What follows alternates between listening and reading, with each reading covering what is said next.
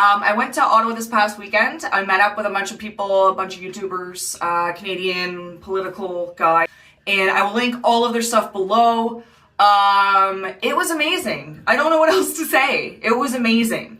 I slept on a floor the first night, the other in the living room. The other couple with my boyfriend, the other couple nights, we got an air mattress. We slept on an air mattress on the floor in the living room. So I met up with Raging Dissident, who used to be Raging Humanist, and Derek Grants, who was awesome. It was just so awesome to meet them and like their friends that I didn't like. So people that aren't even on YouTube, like they'll comment and stuff, but they're not like on video as far as I know. I'm newly stalking those guys, so I'm catching up on some of the old live streams, but there's just so much going on. So much going on. If you can get to Ottawa, this is my message. If you take nothing from this, if you can get to Ottawa, please. If I had the financial means to be there, I would have come back, fed my cats, and gone again. Because things are happening. Things are happening that are so important that I don't care that I'm a sweaty mess right now. And I just filmed another video where I was like ugly crying on camera.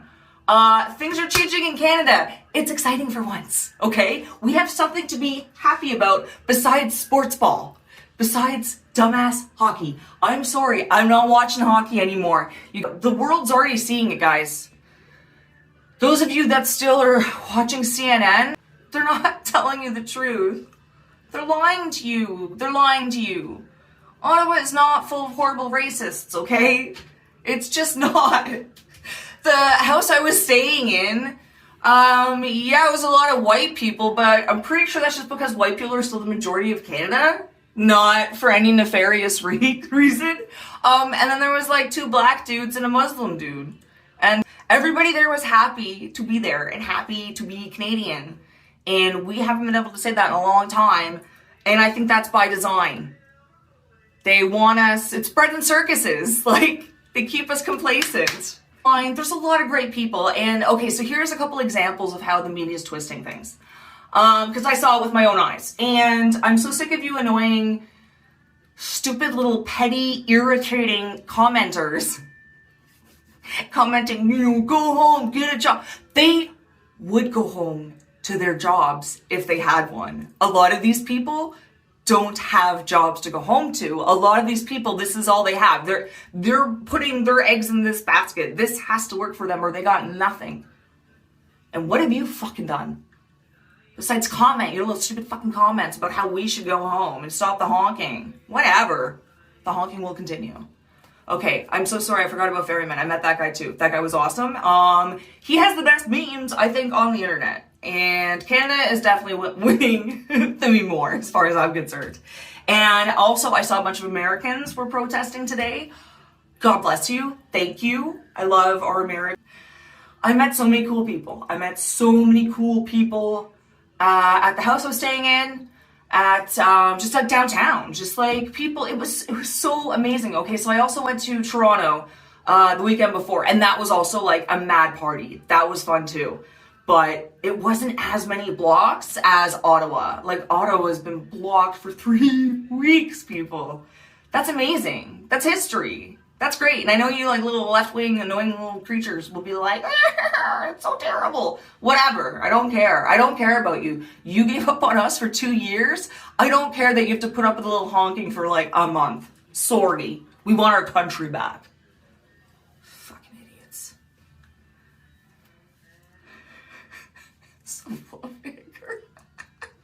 All right, what's this say? Here's the other thing. We shouldn't have to mention the fact that we have minorities in our community. We shouldn't have to. And I hate having to do it. I hate having to say, like, hey, I got a black friend over here. Because that's like what we're saying. But it's because like the left-wing lunatics and like all of the government-funded media here push the fact that we're horrible racists. Meanwhile, it's like we're not. So then we have to go on the defensive. And I'm sick of going on the defensive. It's super irritating. Anyway, there's several minorities at the house. So it's like if you're horrible racists, like I don't know if we'd want them in the house. Maybe we'd like do a photo op. We'd probably like kick them out when it's time to go to bed. I don't know. This whole thing is insane to me. Anyway, one of the things that's going on in the media is that protesters ripped or tore down or somehow did something bad to the fence that was protecting the war monument.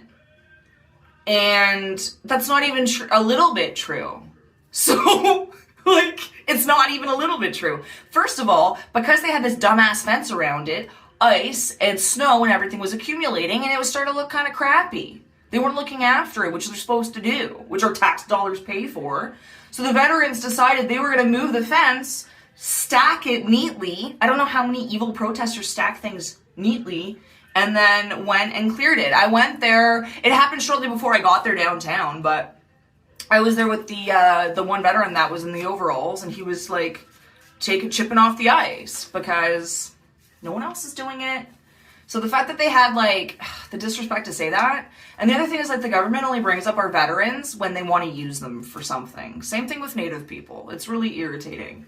And I think our government fears the veterans. I think they don't like them because they fear them, and I think they fear them because people listen to them.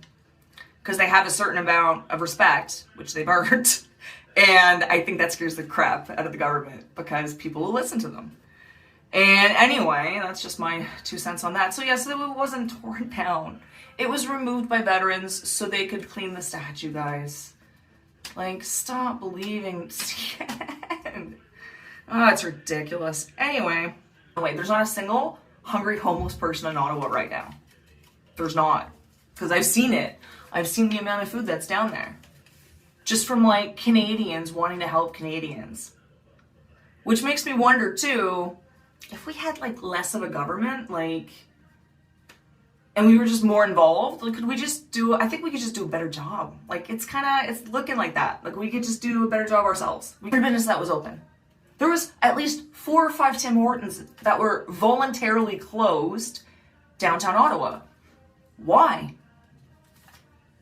Nobody was violent or angry or making threats. They would have made a mint. What, because Canadians would have went into a Tim Hortons to warm up? Here in Toronto the weekend before, there were Tim Hortons that were open, and like, everybody was like, fine. Like, there's nobody wearing masks. I went in wearing when I took it off, because I was like, well, this is dumb. But like, everybody was fine. Everyone was just like hanging out. No, and I'm pretty sure everybody, like, I saw people just like making sure they cleaned up their table before they left. Like, how is the government keeping this? Like, how are you people still believing the government? I don't understand. Stop it. Go there. Go there yourself. Like, for Pete's sake. The other thing, why did I make a note of that? I really don't know. Oh, yeah. Bars, in Ottawa, like downtown or whatever, like, dude, put a freaking bar on the patio. Open the patio. You think Canadians won't go and freaking drink like an Irish coffee or some shit, or even a beer on the patio in -30? We're Canadians. Come on. You got to open up like some like dumb constructions for COVID outside. Reenact those for the truckers. Come on. I don't know, guys. I don't know what's gonna happen now that Justin from Canada, which is what I'm gonna now call him, because that was what Trump called him, and I think it was the most funniest, disrespectful thing to call him without swearing. So that's what I'm going to call him from now on, is Justin from Canada. Probably a small J. If this is a cult, like, come on. What cult wants you to think for yourself? That doesn't even make any sense.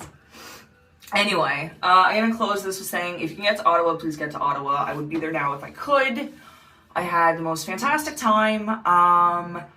Not a single person asked me my vaccination status or told me to put on a mask. And none of the people I was staying with, none of the people I met downtown. We even almost started a conga line. So sad it didn't work out. I'm gonna try harder next time. It wasn't at night. Could be why. Anyway, guys, I am so excited. Okay, so this is all about Ottawa. I have so many thoughts. My next one's going to be about what I think this means for Canada and how freaking happy I am. I know there's a lot of bad shit going on, guys. There's also a lot of good things happening, okay? So many good things. Like, guys, Canada is the center of what's happening in the world right now. Like, do you guys get that? Like, Canada is the center. People in the world are flying our flag as a sign of freedom. Do you guys get that? Do you get how significant that is? Like, our own people have brought Canada to the table of world politics. Not our leaders, our people. Because the elites are scared, guys. They are terrified, and I love it. Love it. I think it's called Schadenfreude, I'm pretty sure. The elites are losing their crap. There's all of these other convoys starting up. Around the world, people. Around the world. Who would have thought it would have been Canada? Who would have thought? Sorry, I have music going on in the background. Okay. I'm going to end this now. I love you guys. If you can get to Ottawa, please go to Ottawa. And look below for all the people I talked about. Obviously, I don't know. Find your people, guys. Oh.